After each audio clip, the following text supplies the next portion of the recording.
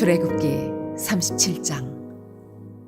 브살렐이 조각목으로 궤를 만들었으니 길이가 2규빗 반, 너비가 1규빗 반, 높이가 1규빗 반이며 순금으로 안팎을 싸고 위쪽 가장자리로 돌아가며 금태를 만들었으며 금고리 넷을 부어 만들어 네 발에 달았으니 곧 이쪽에 2고리요 저쪽에 2고리이며 조각목으로 채를 만들어 금으로 싸고 그 채를 궤 양쪽 고리에 꿰어 궤를 매게 하였으며 순금으로 속죄소를 만들었으니 길이가 2규빗 반, 너비가 1규빗 반이며 금으로 그룹들을 속죄소 양쪽에 쳐서 만들었으되 한 그룹은 이쪽 끝에 한 그룹은 저쪽 끝에 곧 속죄소와 한 덩이로 그 양쪽에 만들었으니 그룹들이 그 날개를 높이 펴서 그 날개로 속죄소를 덮었으며 그 얼굴은 서로 대하여 속죄소를 향하였더라.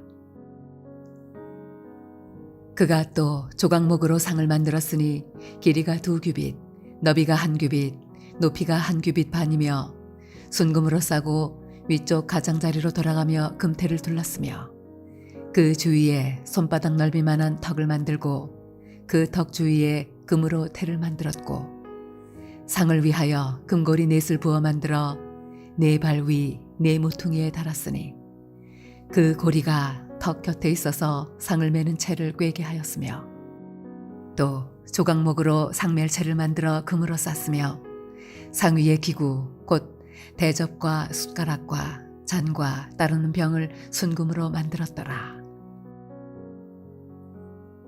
그가 또 순금으로 등잔대를 만들되 그것을 쳐서 만들었으니 그 밑판과 줄기와 잔과 꽃받침과 꽃이 그것과 한 덩이로 되었고 가지 6이 그 곁에서 나왔으니 곧 등잔대의 3가지는 저쪽으로 나왔고 등잔대의 3가지는 이쪽으로 나왔으며 이쪽 가지에 살구꽃 형상의 잔셋과 꽃받침과 꽃이 있고 저쪽 가지에 살구꽃 형상의 잔셋과 꽃받침과 꽃이 있어 등잔대에서 나온 가지 6이 그러하며 등잔대 줄기에는 살구꽃 형상의 잔넷과 꽃받침과 꽃이 있고 등잔대에서 나온 가지 6을 위하여는 꽃받침이 있게 하였으되 2 가지 아래에 한 꽃받침이 있어 줄기와 연결하였고 또 2 가지 아래에 한 꽃받침이 있어 줄기와 연결하였고 또 다시 2 가지 아래에 한 꽃받침이 있어 줄기와 연결되게 하였으니 이 꽃받침과 가지들을 줄기와 연결하여 전부를 순금으로 쳐서 만들었으며 등잔 7과 그 불집게와 불똥 그릇을 순금으로 만들었으니 등잔대와 그 모든 기구는 순금 1달란트로 만들었더라. 그가 또 조각목으로 분향할 제단을 만들었으니 길이는 1규빗이요 너비도 1규빗이라. 네모가 반듯하고 높이는 2규빗이며 그 뿔들이 제단과 연결되었으며 제단 상면과 전후 좌우면과 그 뿔을 순금으로 싸고 주위에 금태를 둘렀고 그 태 아래 양쪽에 금고리 2를 만들었으되 곧 그 양쪽에 만들어 제단을 매는 채를 꿰게 하였으며 조각목으로 그 채를 만들어 금으로 쌌으며 거룩한 관유와 향품으로 정결한 향을 만들었으되 향을 만드는 법대로 하였더라.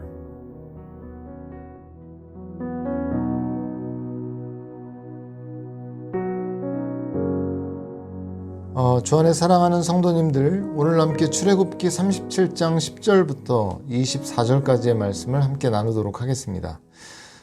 오늘 본문을 보면 성막 안에 진설병을 놓는 그 진설병 상에 대한 말씀이 나오고 있습니다.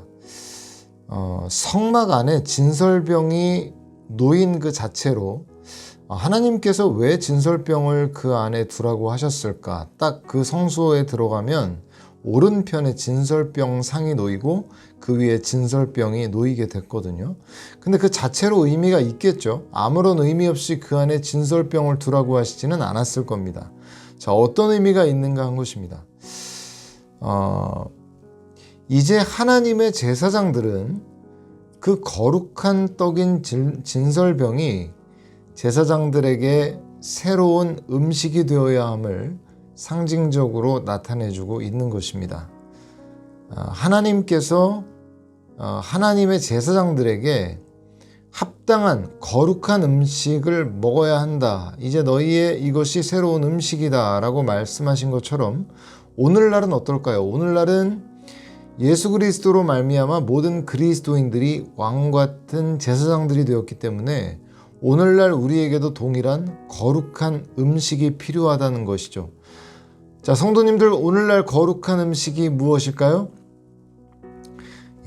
참 진설병인 하나님의 말씀을 오늘날 우리가 먹어야 하는 것입니다.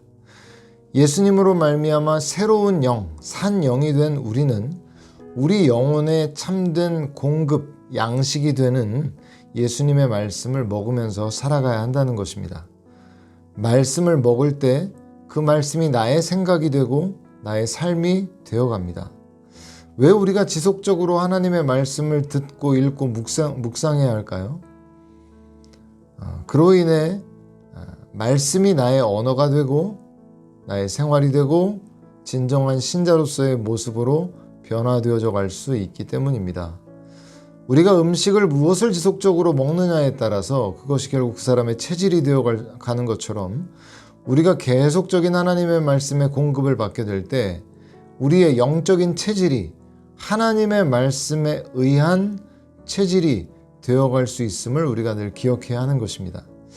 이어 17절부터는 등대에 대한 말씀이 나오고 있습니다. 성소에는 진설병상 위에 진설병만 놓여 있었던 것이 아니라 그 맞은편에 보면 금등대가 놓여져 있습니다. 그래서 거기에서 항상 그 어두운 그 성막 안을 그 금등대가 비춰주고 있는 것이죠. 마치 등대가 이 성소 안을 밝혀주신 것처럼 이제 예수님을 믿는 성도들 안에는 성령님이 들어오셔서 우리 영혼의 등불이 되어 주십니다. 예수님을 믿으면 이제 아무런 근심 없이 마음이 늘 천국의 삶으로 살아갈 것 같지만 늘 그런가요? 아닌 때도 있죠. 자, 왜 그럴까요? 실상 많은 실망을 하며 살아가게 됩니다. 왜냐하면 예수님을 믿기 전에는 성령께서 내면을 비춰주시기 전이었잖아요. 그래서 자신이 얼마나 죄악이 가득한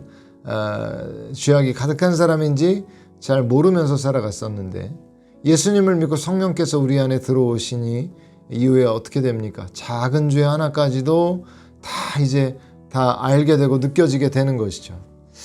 그러면서 거룩해지면 거룩해질수록 그 죄의 심각성을 더 깊이 느끼게 되기 때문에 내면의 갈등은 더 깊어지게 되는 것입니다. 그래서 사도 바울이 처음에는 자신을 사도들 중에 가장 작은 자라 이렇게 말하고 그의 사역 중반에는 뭐라고 말하냐면 내가 모든 성도들보다 작다 이렇게 표현했다가 그의 사역 막바지에는 뭐라고 말합니까? 내가 죄인 중에 괴순이라 이렇게 말하죠. 죄인 중에 가장 극악한 죄인이다 이렇게 표현한 것이에요.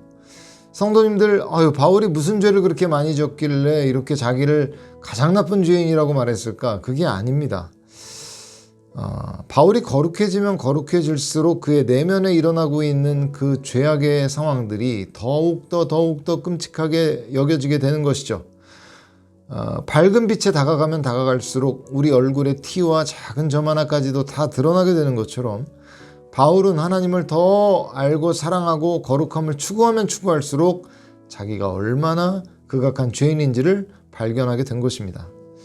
오늘 우리 안에 여전히 금초대에 비친 성령께서 우리 내면을 비춰주고 계십니다. 우리가 어디에 있든지 무엇을 하든지 성령께서 인도해 주시고 우리가 이끌어 주시는 그곳으로 갈 때 우리의 삶은 진정 하나님께서 기뻐하시는 길로 갈 수 있게 된다는 사실을 우리가 늘 기억해야 됩니다. 주 안에 사랑하는 성도님들 안에 진정 하나님의 말씀이 참된 양식이요 성령님의 인도하심이 참된 복이라는 사실을 믿고 계십니까? 우리 몸을 성전 삼으신 하나님을 잘 모시고 하나님 앞에 영광 올려드리는 삶을 살아가시는 저와 여러분들이 되시기를 주님의 이름으로 축원드립니다. 아멘. 함께 기도하시겠습니다. 하나님 아버지 감사를 드립니다. 우리에게 하나님의 말씀이 참된 양식이 되게 하시고 성령님의 비추어 주시는 그 빛으로 우리 내면을 잘 살피며 우리 길을 인도해 주시는 성령님과 우리의 앞길을 함께 걸어 나아갈 수 있도록 인도하여 주시옵소서. 감사드리며 살아계신 예수님의 이름으로 기도드렸습니다. 아멘.